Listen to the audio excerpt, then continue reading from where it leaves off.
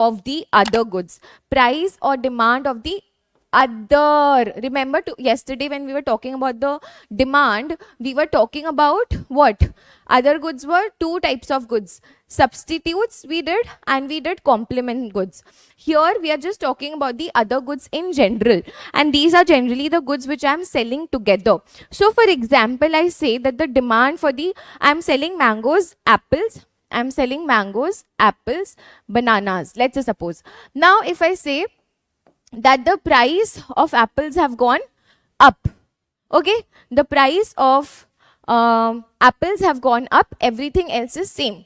So now I will see more profitability in selling apples rather than bananas or mangoes. So what I'll do is I will sell apples more, and in turn, this was my good of concern.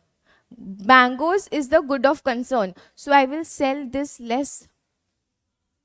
Understood? I will sell this less because I'm earning more profitability in apples. I will sell apples more. I will sell mangoes less. So if there is a change in the price of the other good, there is a shift in the supply curve of my own good. So if the price of apples are increasing, my own good apple, the supply curve is shifting to the left or upwards.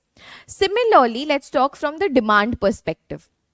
So let's say suppose if I'm saying, let's say suppose, or let me just make it over here itself, mangoes, apples and bananas. So now if I'm saying that demand suddenly for apples have increased, people are consuming apples a lot because an apple a day keeps a doctor away. So people have understood this and they are consuming a lot of apples. Now what will happen? The demand has gone up.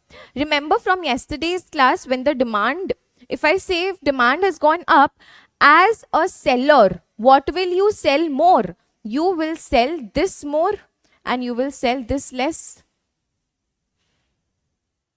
Because if the demand will increase, the price of apple will also increase.